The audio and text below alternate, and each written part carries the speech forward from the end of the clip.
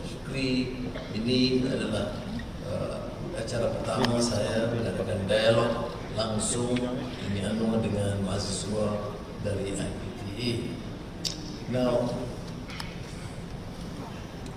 thank you very much. I do appreciate the reception, the enthusiasm of young students, and I intend to be very brief to allow for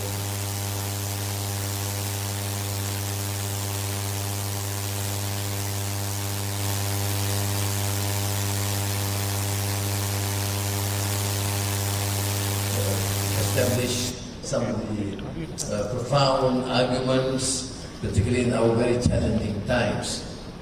This morning I called for a special session of Parliament. The special session is to deliberate precisely the issue of the unilateral decision by President Donald Trump of the United States of America, the unilateral decision to impose tariffs that will certainly adversely affect the position of many emerging economies, including many of you here. But our decision in Malaysia and ASEAN in particular is to engage. It's not to be combative. No point in reacting hostile in a hostile manner, but to engage, have the discussions, and explain our turf. We have already participated in multilateral trade arrangements.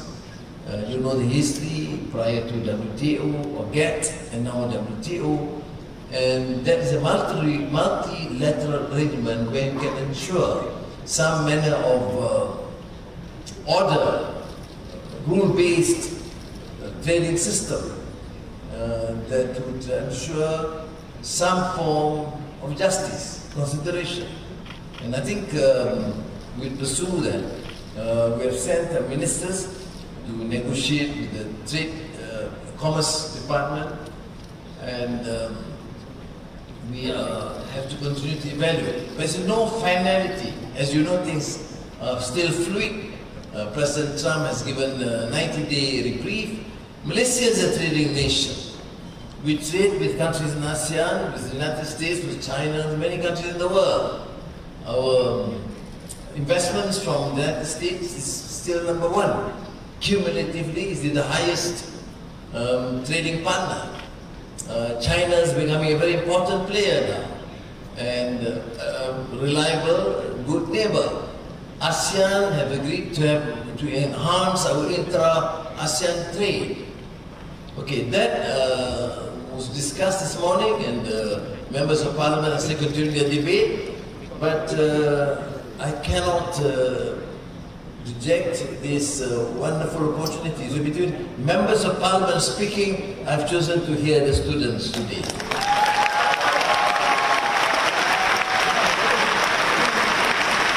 Now, why do we place such importance to the younger generation?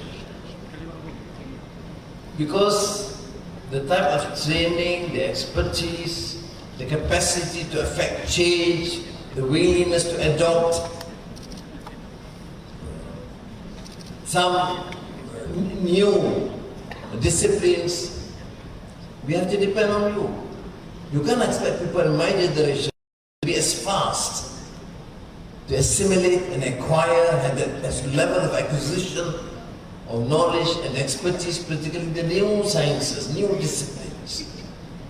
We have what we call digitalization, artificial intelligence. Now we are talking about energy transition, which is not talking about in the last many decades. Now, so we have to depend on you. That is why MSU and many of the private institutions are considered by us in the government as part of our team to give the opportunity and instill the sort of discipline and scholarship among the students. This is our expectation. So acquisition of knowledge is a must. When asked, why are you here? To acquire knowledge, assimilation of knowledge, to learn new sciences, new disciplines, new expertise, to go back and serve. And there comes the fundamental issue that we have to address. One, assimilation of knowledge, acquisition of knowledge, which is critical for your future, your family, your society, your country. But for what? Why do one wish to acquire knowledge? This must be reflected very seriously. And I want to appeal to you, my children, to understand and appreciate this. Acquisition of knowledge to be comfortable in life is not the end. Why do you want to acquire and assimilate knowledge and sciences? Is to disseminate what is just and what is truth. That is the major challenge. So, notwithstanding the sciences, in the Madani framework, we talk about values, we talk about ethics, we talk about human dignity, we talk about our role to ensure that we have a fair and just society. And that is the role of the youth. And I think, and this is not new, from the days of Greek philosophy to our sages, religion, Islam, and I believe what is being encouraged in other religions too, is actually to build, to ensure that men and women are people of character, dignity. There's a deficit now because people talk about what is the world, what's happening to the world. We call it post-normal times. What is post-normal times? It's a world of chaos, of contradictions. Some people talk about post-truth. Truth is relative. Justice is relative. You can kill some community and support the other community. You can support some rogues, some dictators, and defend it and rationalize your actions. So that is precisely the reason why we go back to the basics, the fundamental issue of what is, why are you here? Yes, acquisition and assimilation of knowledge, but remember, you are not a sacred cow. You are human beings with values and ethics. I use the term sacred cow because this was a brilliant thesis written by Ivan Illich about the difference between education, just purely the acquisition of knowledge, devoid of ethics, morality. We are not training machines. We are training human beings. And therefore, I would like to appeal to youth, young ones. At that time, your parents or your grandparents probably remember the people, the eldest, etc.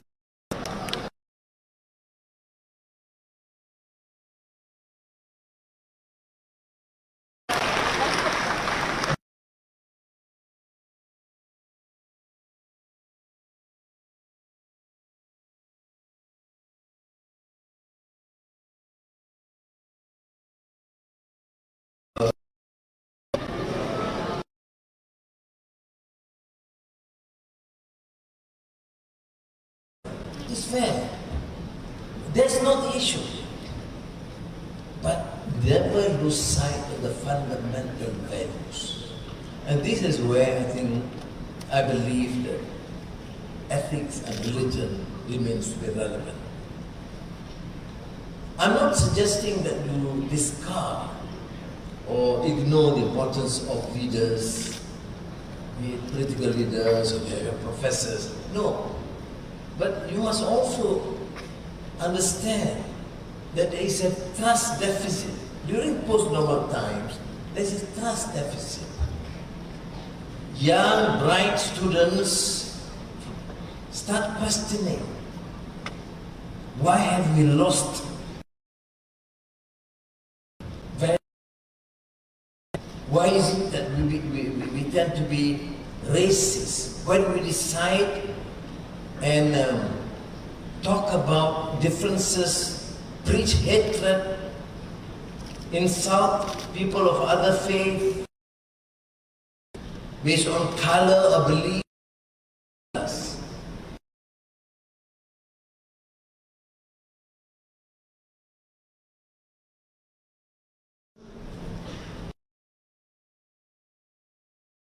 Beliefs and countries, but what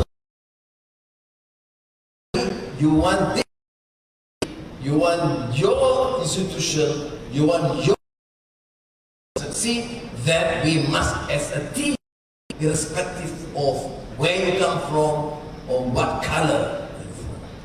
You agree with me on that? Yeah. So let me then end with that.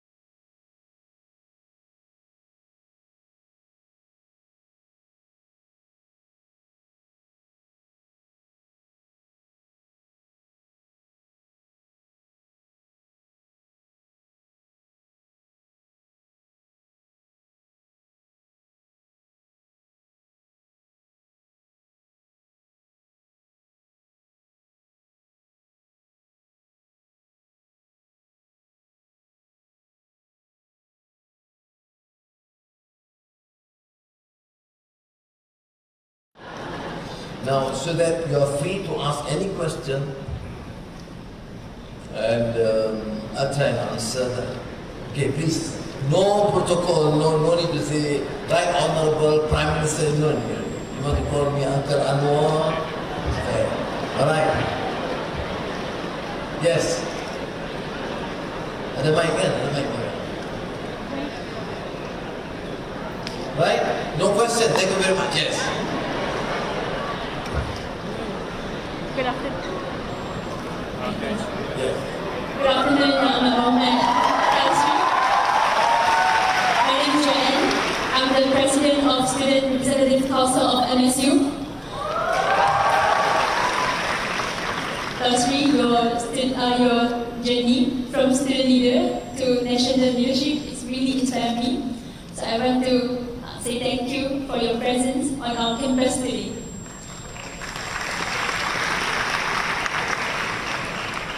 So, young people nowadays, especially from private institutions, often feel left out of national decision making. So my question is, how can we, as a student from private institution, play a role in shaping Malaysia's future? And also, what is the action that government will take to involve all the voices of young people in the process? Okay, Joanne, why don't you suggest what should we do?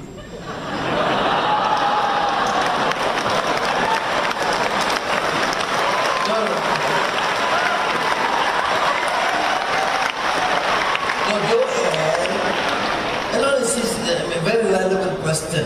Number one, she said, I was a student leader. I said, yes, I do believe it. Because when I was a young, I was student leader, I said, we must represent the conscience of the majority. We must fight for justice and truth. We must condemn corruption and abuse of power. That was when I was young. Now, the next question from Joanne said, what should the government do? I'm saying, why don't you give a suggestion? I tell you, Joanne, if it's a brilliant suggestion, I'll put it on record and I will implement it immediately. Yes.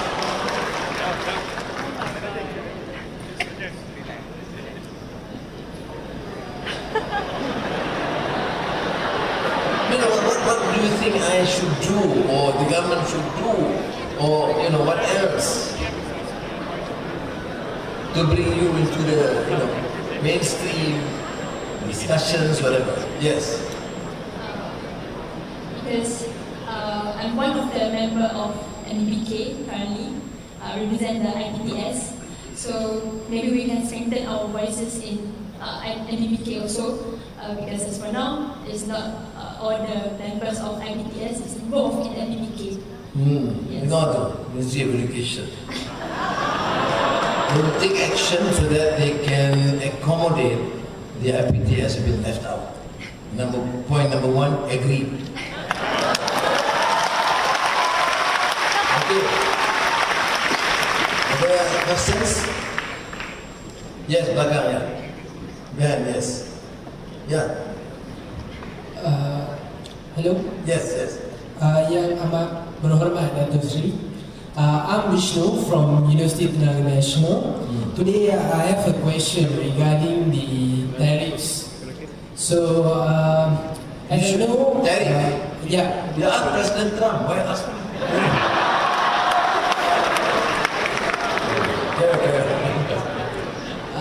It's a fair move, but Datuk Sri, I would like to ask, from a student coming from B40 background, as a student leader and also as a youth representing this nation, how it's gonna impact us with these tariffs? And boleh ke saya bahasa Melayu sikit? Boleh.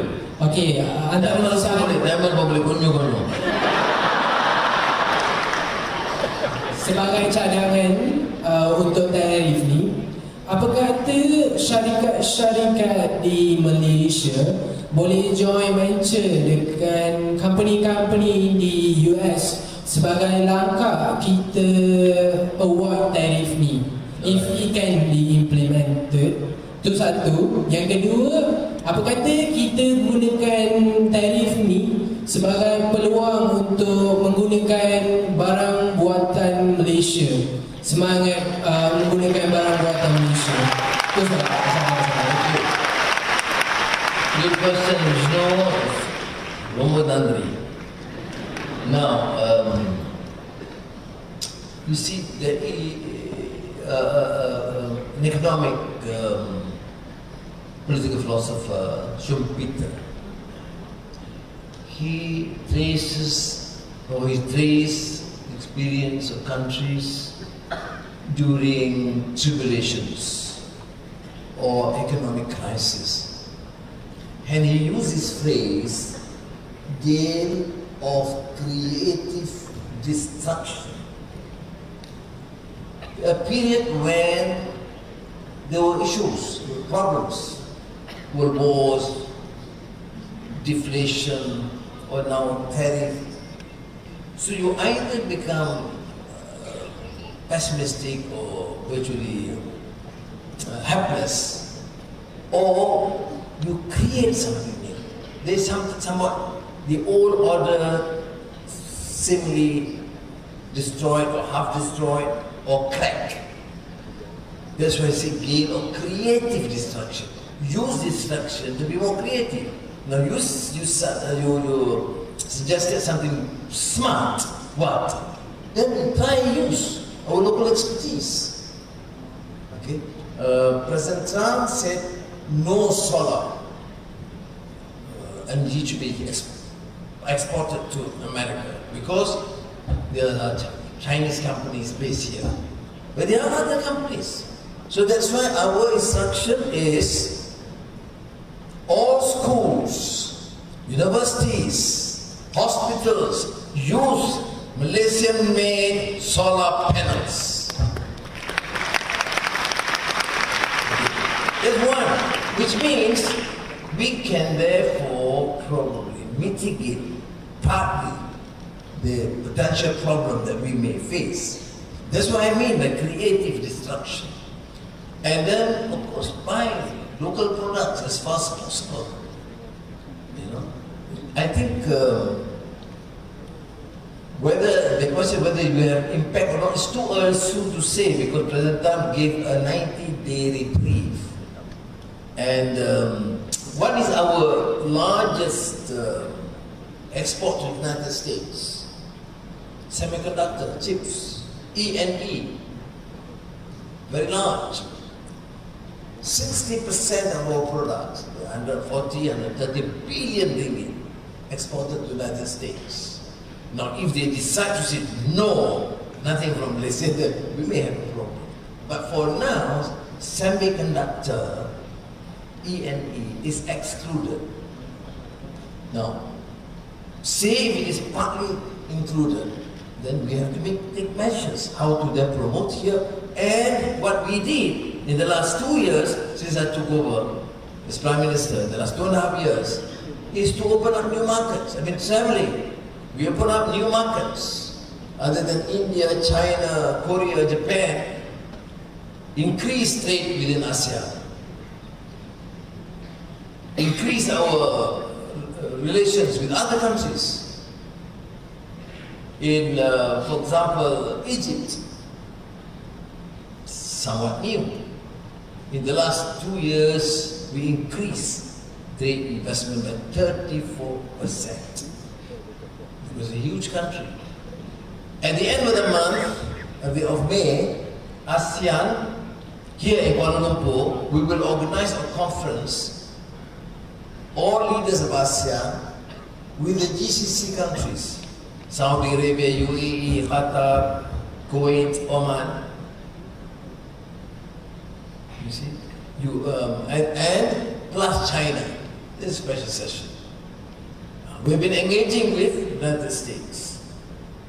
We are now fast-tracking the agreement, FTA, Free Trade Agreement, with EU, European Union.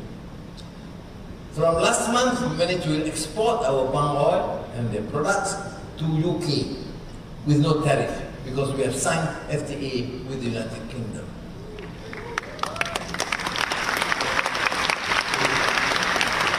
President Xi Jinping was here last 2 weeks, and we have serious discussions. We had about 36 or 38 new arrangements, MOUs signed from all areas and fields. So we have to be fast, quick, efficient, and smart. We tap the best brains and deal with this issue. I agree with you. We should not.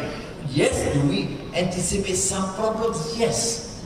The IMF World Growth Outlook for the last month has been quite concerning, because all countries, including the United States, will have a downward growth trajectory.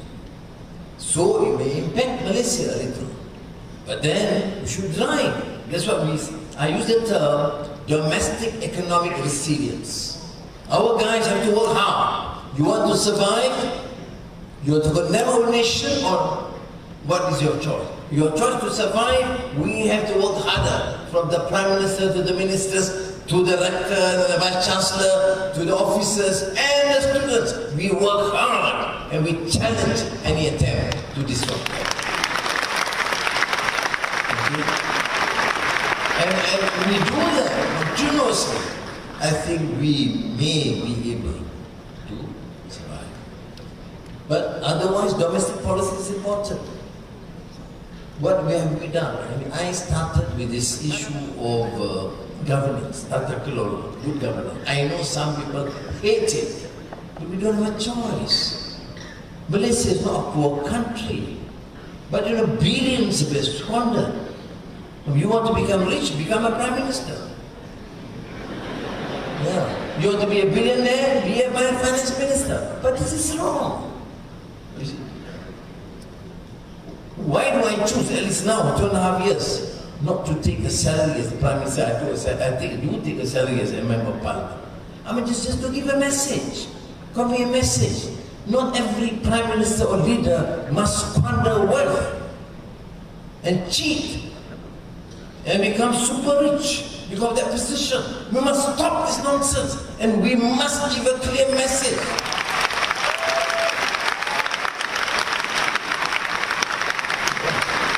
And follow proper tender procedures. And well, is it necessarily popular? No. Because sometimes you take action. Those are also billionaires. They will use your resources to go and attack you. They use the social media, they use parties, they use NGOs, they use civil society to abuse and attack you. You must have this courage of conviction and tenacity of purpose and belief in what you are doing. And inshallah, you will succeed. Alright? Now, next question. Yeah. Yes. No, sorry. The next. Yes. Belakang, yeah. With the big beard, yes. Let us please. Ya, boleh. Mana? Jangan ada mic. Okey, jalan. Yes. Bismillahirrahmanirrahim. Assalamualaikum warahmatullahi wabarakatuh. Salam sejahtera dan salam Malaysia Madani. Nama diberi Ahmad Izhad Hamzin Faza Anwar. Saya merupakan tahun 2 kejuruteraan petroleum dan saya mewakili Presiden Student Representative Council University Teknologi Petronas UTP. Jadi Datuk Seri, saya telah mengikuti perjalanan Datuk Seri daripada kecil dan saya lihat Datuk Seri banyak telah berinteraksi rapat dengan banyak tokoh-tokoh moden Islam seperti Dr. Ismail Al-Faruqi dan sebagainya, yang mana tokoh-tokoh ini sangat menekankan peranan ilmu, kepimpinan dan juga demokrasi dalam pembinaan tamadun. Dan saya percaya perkara ini terserlah daripada usaha Datuk Seri dalam membina Malaysia yang disebut sebagai Malaysia Madani. Dan dalam konteks ini juga Datuk Seri juga pernah memimpin APIM. Dan bagaimana dalam era konteks digital sekarang ini, bagaimana Datuk Seri melihat kesinambungan nilai-nilai ini dalam membentuk mahasiswa yang bukan sahaja berpendidikan tinggi dan berilmu, tapi berjiwa bangsa dan boleh memberikan peranan tinggi dalam membina negara bangsa. Dan izin juga saya selit satu cadangan kepada Malaysia Madani, yang mana saya rasakan perkara ini juga merupakan suara-suara mahasiswa. Sebab apa sekarang ini kita lihat kita sudah pun ada inisiatif Fly Siswa yang mana memudahkan pelajar-pelajar dan mahasiswa di Sabah dan juga Sarawak untuk pulang ke rumah masing-masing. Dan cadangan saya sekarang ini agar Fly Siswa ini juga turut diperluaskan sebagai transiswa, yang mana turut juga melibatkan pengangkutan darat, air dan sebagainya, terutamanya kami pelajar-pelajar di Semenanjung Datuk Seri. Dan saya dengar dalam hari ini semua ihsan daripada kerajaan Madani untuk mempertimbangkan cadangan ini. Itu saja, terima kasih. Lori kan tak pas. Dia kata di Semenanjung itu sampan daripada Kelang ke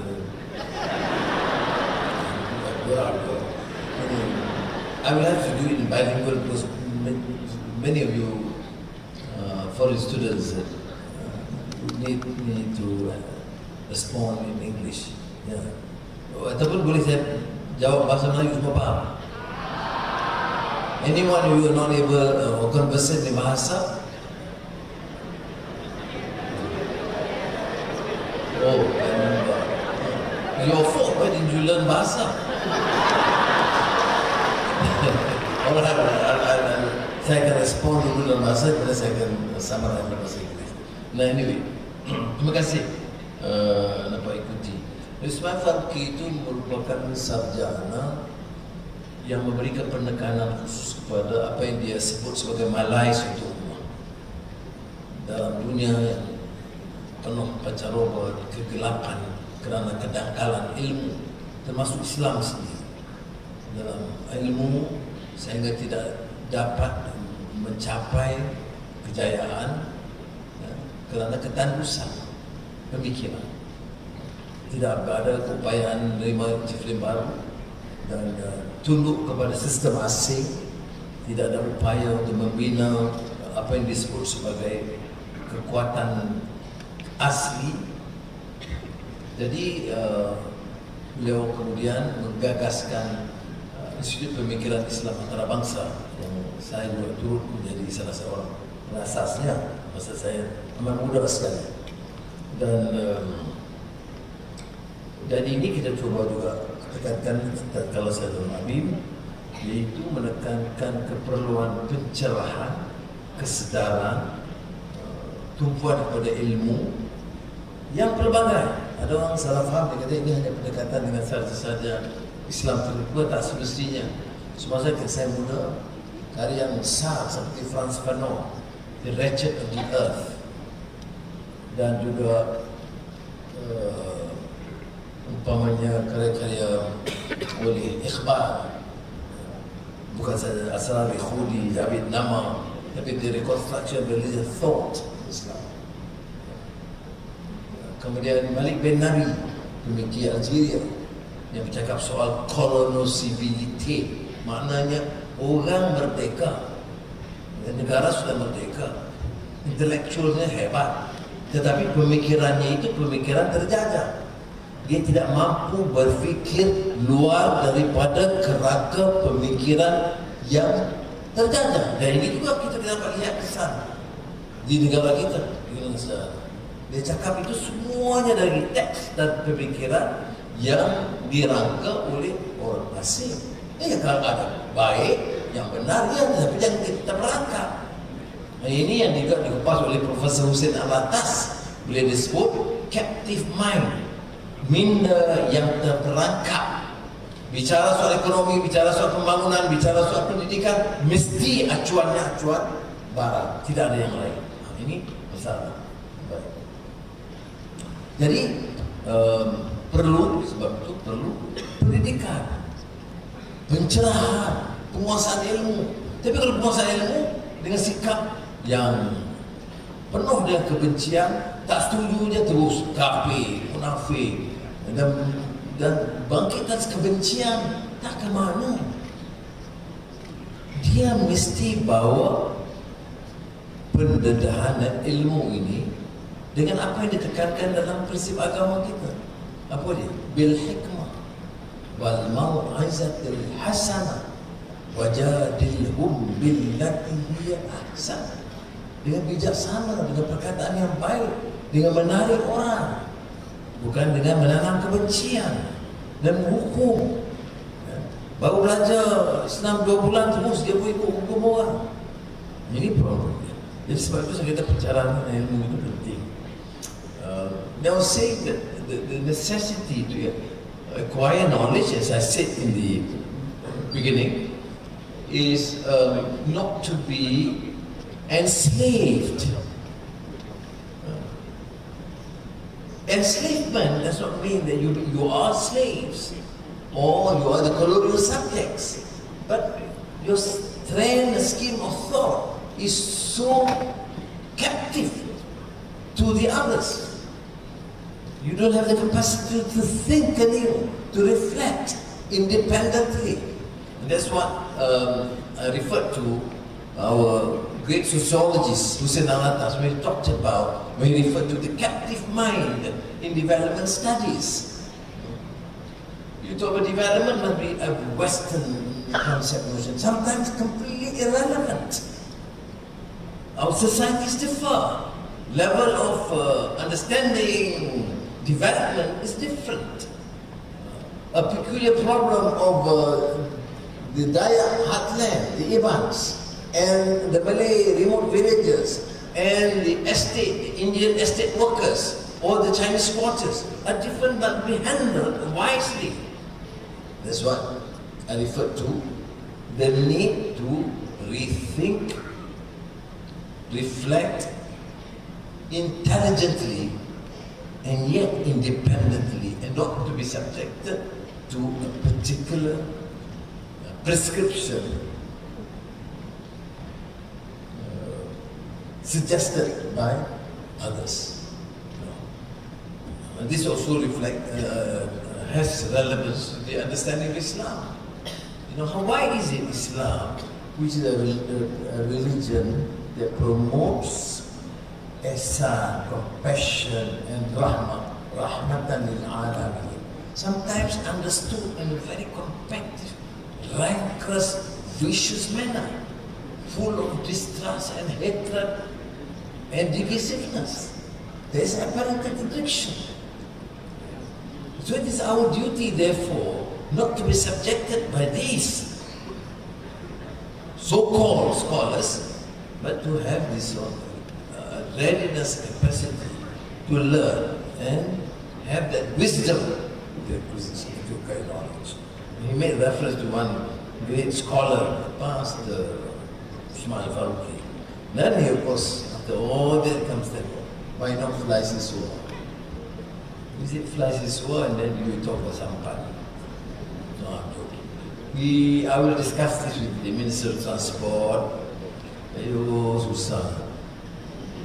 Nak pergi mana yang nak perlu bantuan ni? You kata buat people Semenanjung. Why do we give some preference to Sabah Sarawak? It's expensive, particularly during this festive period, and some of these flights are just atrocious. So we chose, therefore, to support them, at least to deem part of their problems. Now, what you are saying is now, Anwar, as Prime Minister, you want to be loved and appreciated by the young, then please allow them to go back home without having to pay anything. Ayo, Karawali. Where am I going to get the money to do this? But if there are specific areas where we can help, we will do. Okay? I can promise you one thing, inshallah, we'll look at it. What we need to do is to make sure that the price is reasonable. People don't exploit and extort at the time. A price, for example, should be 20 ringgit, when it comes before Hari Raya, it becomes 40 ringgit. It doesn't make sense. So I think that sort of regulations may be introduced to curtail this exorbitant increase. Alright? Boleh? Not to happily answer. Nobody wants to clap. What to do? Yes. Yes.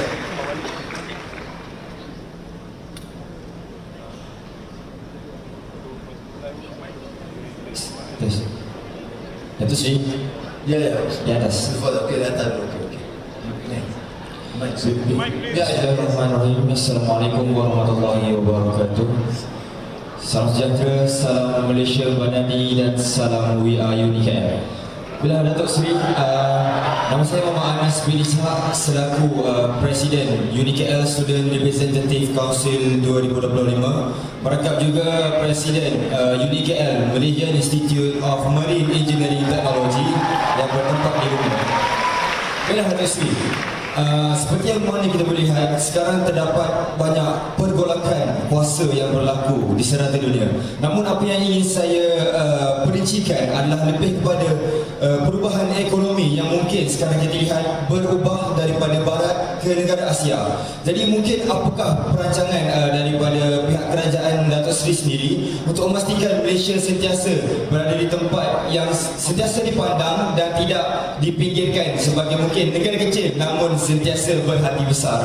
Kemudian Datuk Seri, yang kedua, jika kita ingin meletakkan Malaysia sebagai sebuah negara yang sudah tentu hebat, apakah ciri-ciri yang mungkin Datuk Seri sendiri lihat yang perlu ada di setiap jiwa belia yang berada di Malaysia ini? Kerana pada hemat saya sendiri, untuk melahirkan seorang pemimpin ataupun belia yang produktif, kita perlu berikan mungkin sedikit penilaian kepada belia ini, kerana apa yang saya lihat adanya program fellow perdana yang memberikan penilaian pendedahan daripada Kementerian Perpaduan sendiri kepada pihak menteri. Namun sekiranya insentif ini turut diberikan kepada pelajar-pelajar juga ataupun belia yang berada di Malaysia sekarang, saya pasti dan percaya bahawa pendedahan yang mungkin sedikit boleh memberikan impak yang tinggi kepada pelajar-pelajar ini untuk terus memaju Malaysia sebagai negara yang unggul di masa akan datang. Itu saja dari saya. Pertama soalan bahawa kalau dulunya kuasa besar ketenteraan dan ekonomi itu hanya di Barat, mulanya United Kingdom, sekarang Amerika, tapi sekarang nampak keadaan berubah juga dengan perkembangan negara China khususnya. Bagi kita itu suatu perkembangan positif. Malaysia ambil pendekatan seperti mana yang diterima oleh negara-negara ASEAN yang kita sebut keadaan pertengahan, centrality untuk mengadakan hubungan yang baik dengan semua negara. Dan tentunya kalau tanya negara China itu jiran dan kerjasama yang baik dalam banyak bidang itu tidak menghalang kita untuk terus meningkatkan kerjasama itu, ya.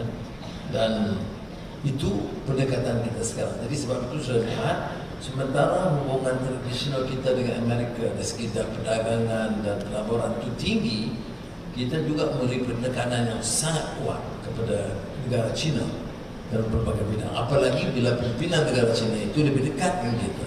Umpamanya, ya, bulan lalu Presiden Xi Jinping ada di sini.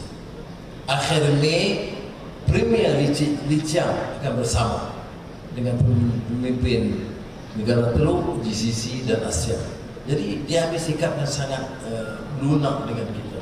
Jadi kita sebagai tamu, tuan rumah tentunya menerima baik. Jadi kita harus adakan strategi itu, perluaskan dagang dan pelaburan dalam negara lain. Kemudian beliau bagaimana yang kita harus pupuk. Seperti yang saya sebut tadi, mestilah menimba ilmu secukupnya, membaca seluasnya, menilai dengan sabar dan bijak. Tidak pantas menghukum dan menghina orang. Malaysia ini negara berbagai kaum, berbagai agama. Islam tetap agama persekutuan. Orang Melayu dan Putra tetap majoriti. Dasar-dasar yang termaktub dalam perlembagaan itu kita tetap pertahankan. Tetapi ini bukan alasan untuk kita melihat orang dengan penuh syakwa sangka dan kebencian. Saya lihat kadang-kadang bila dapat laporan daripada media sosial, orang cuba menakutkan, melampau. Ini saya anggap suatu tahap yang akan merusakkan kita. Dan saya lebih kesal kalau di antara penyokong-penyokong itu di kalangan orang yang terpelajar. Jadi saya tanya, kamu belajar apa? Profesor kamu ajar apa? Kamu baca buku mana? Mengapa kamu pertahankan kejahilan? Mengapa kamu memuliakan orang yang merendahkan akal budi dan menghina manusia? Itu mesti dijawab. Jadi kita mesti angkat anak-anak muda yang punya daya tahan, mental yang kuat dan cinta dan negara. Dengan nilai, betul saya kata nilai penting. Dalam madang ini nilai sangat penting. Ya, semua orang mau bangun. Saya selalu sebut dalam bidang pendidikan, menggapai langit. Disiplin baru, AI, digital, ya, canggih semua. Tapi jangan lupa, mesti mengakar ke bumi. Ya, menggapai langit, tapi mengakar ke bumi. Apa yang di bumi itu? Nilai, budaya, akidah, akhlak. Ya. Jadi keduanya dirangkul. Itu menyebabkan kita itu walaqad karramna bani Adam. Barulah bangkit keramah insaniah. Okey. Now, tentang fellow perdana dan kemudahan itu kita sedang berbincang. Tidak semua akan jadi fellow perdana, tapi kita akan bincang supaya dapat pendedahan dalam program latihan di mana kita ada peluang menemui sarjana, daripada pelbagai disiplin, pemimpin, menteri, menteri, ya. Dan ini akan sedang diuruskan melalui Akademi Kenegaraan dan lain-lain. Now, short summary in English. The question relates to the shift now in terms of power, geopolitical development between the West or the East, United States or China. We take a position of what we call centrality in Malaysia and ASEAN. We engage with all, we befriend all countries, we trade, it's an open trade, it's a trading nation. But the next question is, cumulatively, as I've said, United States is still number one in terms of Western trade with Malaysia. But our relation with China is very close. First, it is a neighbor. Secondly, the position and attitude taken by the Chinese leadership is not condescending. It has been very friendly and very engaging. And we therefore, as a country, do show our profound appreciation towards them. Then, the next question is about youth. What do you need? What do you expect from youth? I said, number one, you have to acquire knowledge, you have to be patient. I mean, I can understand you have strong views. When I was young, was I patient? Well, not so. But you must represent some ideals. As I said, we represent the conscious majority. We know, we try and find out what is right. We do not condone excesses or corruption. Corruption can be corruption in terms of acquisition of wealth in an illegal manner. Corruption with the mind can be preaching hatred, insulting people, casting aspersions against people of different color or race. That to me is not acceptable. No, the young must then learn to accept the fact, if you want to succeed as a nation, we have to be more inclusive. We want to succeed as a nation, we have to instill the correct values. What is human dignity? What is just? What is fair? But some people say, oh, we have to be fair, we have to grant or accept those who have been relatively very successful, based on purely a merit. I say, yeah, fair, that's partly true. But is that the whole truth? John Rawls, the political economist, said what? What is justice? Justice is fairness. You can't say the best school in the country in Kuala Lumpur and we have to compete with the school in Kapit and Ulu Kelantan. I say, no, merit. There is rational to defend merit, but it has to be fair. I have to view differently. You have the best schools, the best equipment, the best teachers, the best tuition, and you want us to be fair and say just and compete with the most remote among the poorest. The poor, you will increase the gap between the rich and the poor if you do not cater for what is termed as fairness. That's why my affirmative action is necessary.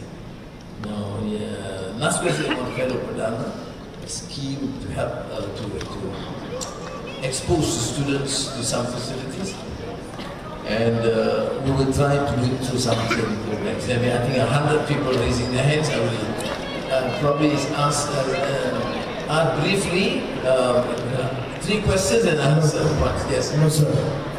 Good evening, the most honorable Dato' Sri Prime Minister. The last we met was in Stadium Melawati, bringing you to a Taekwondo tournament. Okay? Anyway, my name is Vijay Kumar Jagannathan. I'm a part-time student in Master of Program Management program at Open University Malaysia, OEM Shah. And I work full-time in the manufacturing sector. Was working in China for 20 years and now I'm in Malaysia since 2025. Chosen OEM to start my masters that I left 20 years ago. As someone who both studying and working in project management, I've seen first-hand challenges faced by our industry, especially when it comes to workforce issues. Our sector depends on Question. Okay, the question is, would the government consider reviewing the current policies and foreign work permit extensions and reducing the levy imposed so that we can stay afloat, to stay competitive, and especially in the face of economic recovery? Thank you very much. You're suggesting that we should bring more foreign workers or less? Huh? Less foreign workers or more? Less, yeah. Let's place the policy now. We need for the plantations, for example, but the other sector we have to reduce substantially.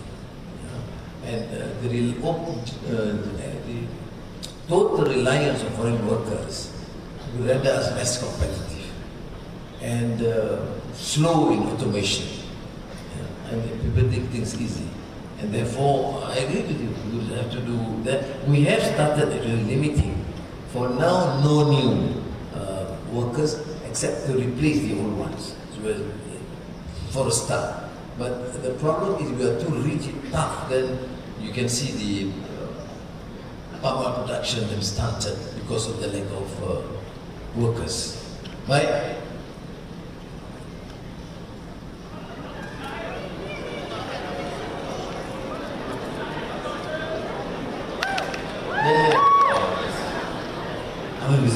Hello everyone. Assalamu alaikum. Salam. My name is Shah and I'm from Pakistan. And today I'm representing Asia Pacific University. I'm very glad for having this opportunity. And my question is from Yabda to Siri. With many countries moving away from using US dollars, and I wanted to ask how Malaysia is planning to reduce its reliance on US dollar and especially in the foreign reserves and trade within the regions of ASEAN countries and global south context. Thank you so much. Thank you. Well, incidentally, Prime Minister Sharif called me yesterday. He's due to visit Malaysia on Friday, but due to the tension between India and Pakistan, he is forced to postpone the visit. So I told him that we wish well, we wish India and Pakistan able to resolve the conflict amicably and attain peace in the region. We condemn, of course, any form of atrocities and terrorism. We have to find out the root cause and who are responsible. Now, on the issue of the dependence on the dollar will remain very important, no question about it. But the total dependence will be at the price. So what Malaysia has done through what is called a Chiang Mai initiative is to encourage the use of local currency in our trade. With Thailand, we have used 20% ringgit and baht. With Indonesia, 20% ringgit and rupiah. And with China, Chinese yuan and also ringgit, 20. But 20% in China means this is close to 20 billion. Quite substantial, I can't recall offhand. It's huge because you trade with China. So that is an important beginning. But otherwise, we are still stuck to the dependence on the dollar. But we have taken measures. That's why I say domestic resilience is important. Because by true domestic resilience, the dependence on the foreign currency will be less. But alhamdulillah, at least for now, Malaysian currency is about the best in Asia. It's strengthening and it's something of a positive sign. Right? Assalamualaikum and good afternoon, Datuk Sri. My name is Amelia Shafinas and I am currently taking Bachelor in Liberal Arts, focusing on diplomacy and international relations. Okay. Recently, I have just finished my internship in the Permanent Mission of Malaysia to the United Nations in New York City. And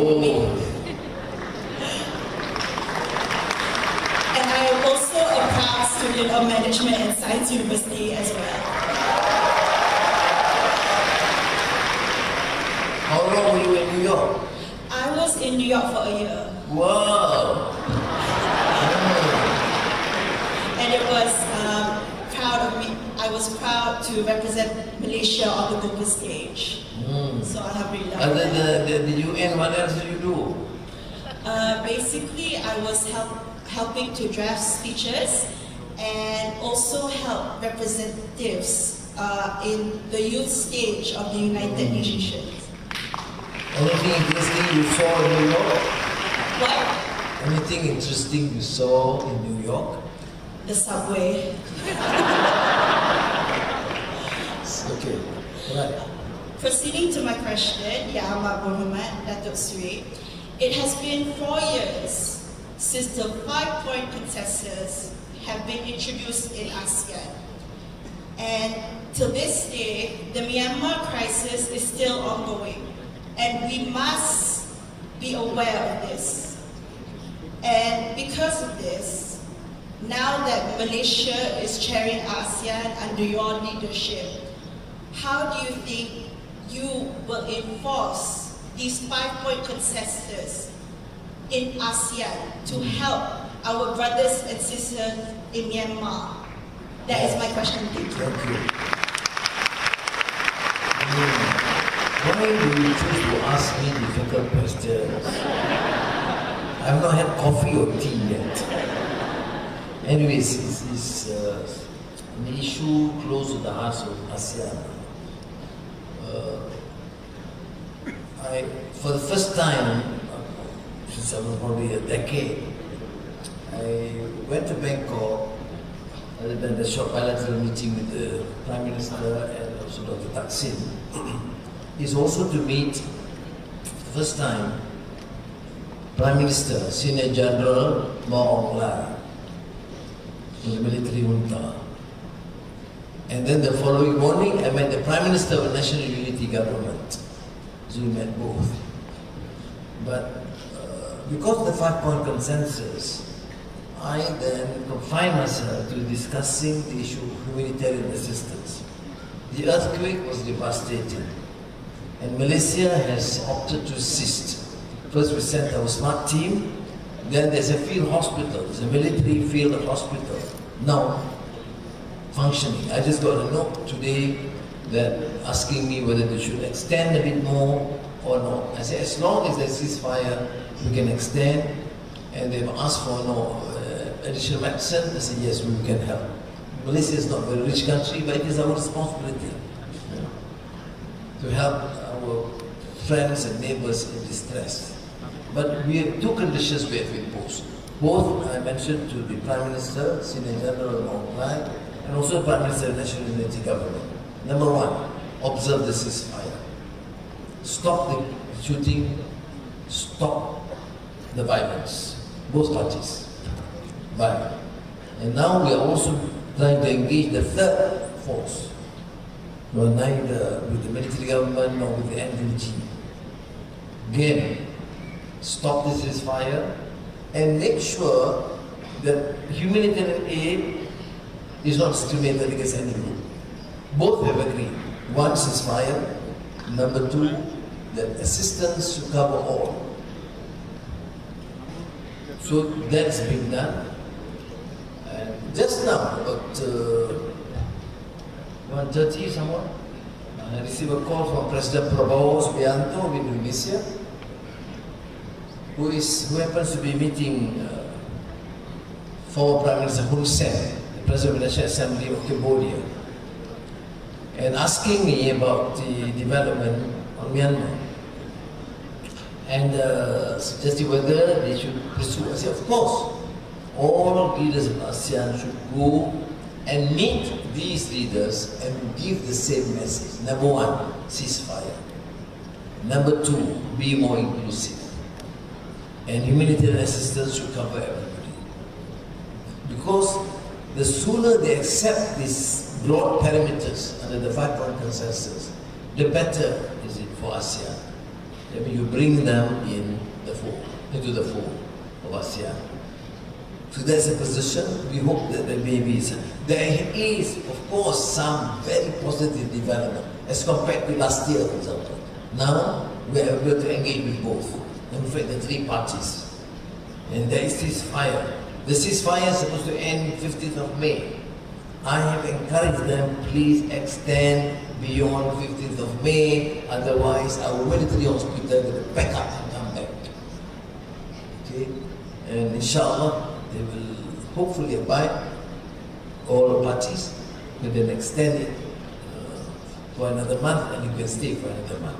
Meanwhile, I think I have also sought the assistance of both the Taksin and then Hun Sen and now President Prabowo to continue to engage, and it becomes like a ASEAN consensus.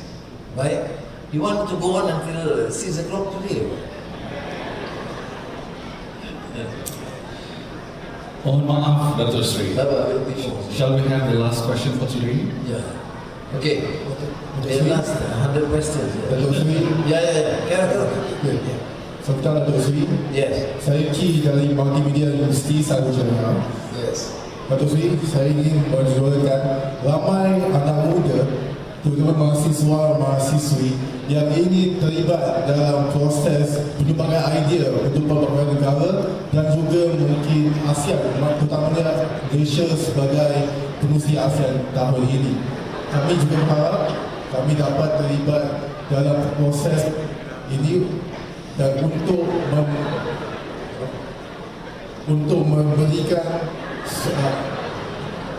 memberikan suara-suara kami kepada kerajaan. Saya ingin mencadangkan kepada kerajaan untuk mengadakan sebuah forum atau platform untuk menerima input dan idea dari para mahasiswa, dan kami juga ingin terlibat dalam program-program seperti pengurusian ASEAN tahun ini. Dato' Sri, kami sebagai mahasiswa juga terlibat dengan terjejas dengan bidang kos hidup, dan kali ini menyebabkan ada mahasiswa yang terjejas dari kewangan dan mengganggu proses pembelajaran mereka. Sebab itu saya mewakili suara-suara mahasiswa untuk mencari pihak yang berhormat untuk pertimbangkan untuk kita mewujudkan bantuan inisiatif pemberian tunai e-dompet atau e-wallet kepada mahasiswa semula, kerana bantuan ini yang diberikan begitu baik untuk membuatkan kos yang berkali. Saya berharap pihak yang berhormat dapat pertimbangkan cadangan kami ini. Sekian terima kasih. Jadi cadangan pertama itu saya meminta kepada pendidikan beri ruang bagaimana boleh adakan beberapa kaedah di mana perbincangan dengan wakil-wakil pelajar lebih berkesan. Dan keduanya suara kita juga dan tertimbang untuk macam mana boleh tambah. Kita tambah banyak juga bagi itu buku, untuk dompet dan sebagainya. Saya tak boleh fokus sebab you boleh tengah bercakap orang belakang buat gini.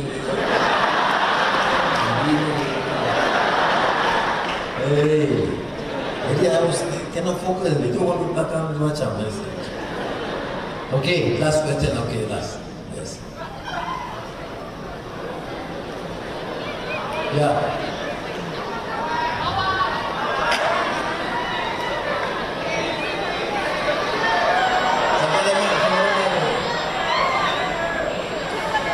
Yes.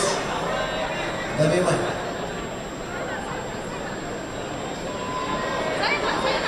Okay, kita mau.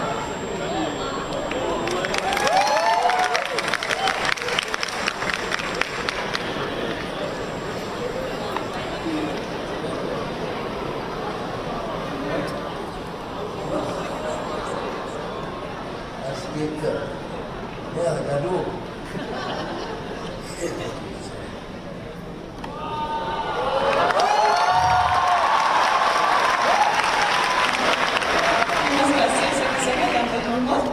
Seri.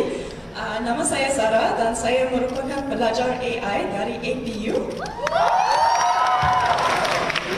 Dan hari ini saya ingin menanyakan Dato' Seri, apakah penyumbangan murid-murid seperti saya yang tengah belajar AI boleh buat untuk membantukan dengan kemajuan AI dalam Malaysia?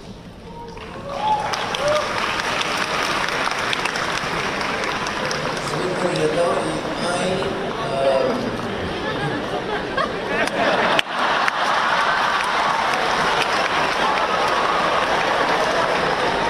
susah.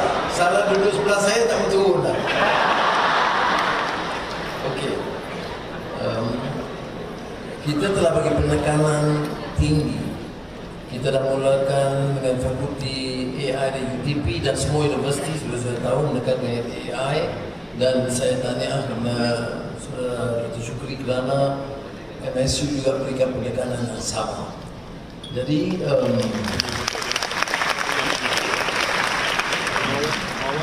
bagi saya tentu AI itu sangat kritikal. Ini seperti seolah zaman revolusi industri, mesin, kemudian komputer, itu dah jadi suatu pergagasan dan keperluan yang sangat besar.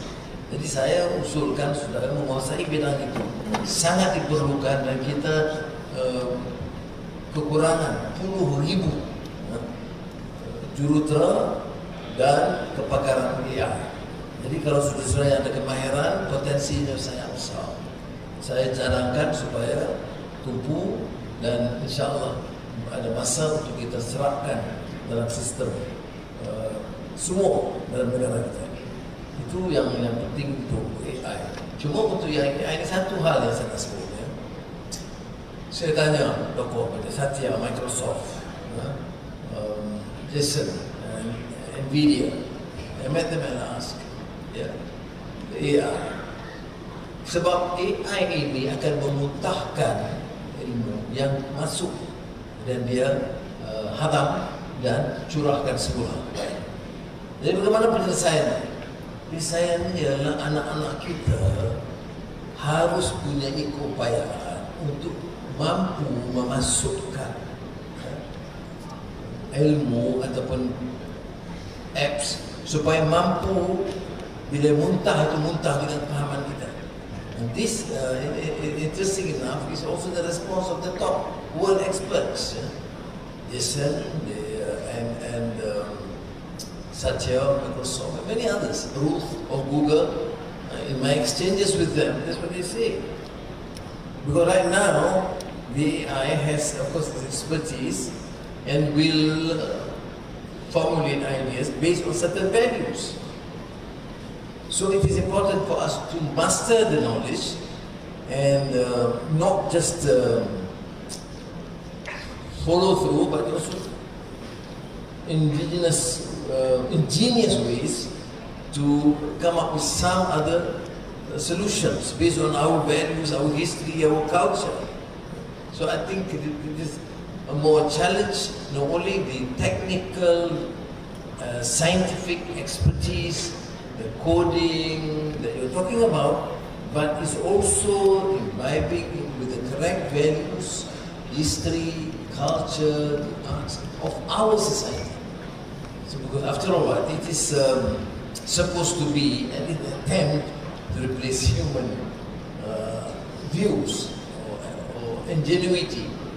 Jadi itulah sebabnya mengapa saya fikir, saya masih percaya itu penting kita berikan keutamaan dalam bidang ini, dan saya dah minta umpamanya KPT itu menyelaraskan kegiatan ini dan mendapatkan kekuatan sama ada dari universiti awam atau universiti swasta. Satu perubahan yang kita berlaku sekarang ialah kesediaan kita untuk memilih dan mendapat sumbangan yang tidak terikat. Kalau kita penyelidikan atau research, dia tidak hanya terikat kepada universiti awam. Mana saja yang ada keupayaan istimewa, sama ada awam atau swasta yang sedia bekerjasama, mereka harus dirangkul dalam satu kekuatan. So my children, thank you very much. It's a wonderful opportunity.